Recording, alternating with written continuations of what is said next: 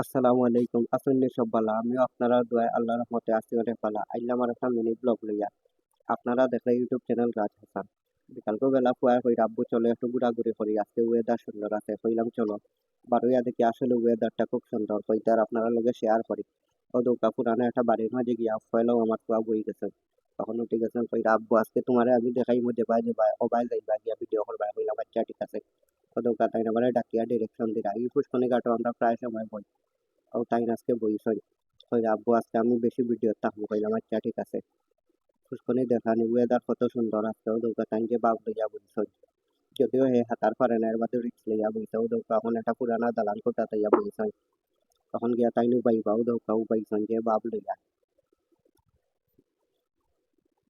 ও দৌকা এখন ঘোরাঘুরি শেষ যেইরাম কি ফুয়ারে লইয়া বাড়ি কইরাম বাক্কা সময় ঘোরাঘুরি করে দিছি তাই কইরা আচ্ছা চলো। আসলে বিকালকে ঘোরাঘুরি করতে আসলে খুব বেশি ভালো লাগে ও দৌকা যাওয়ার পথে তাই একটু দুষ্টামি না করলে হয় না।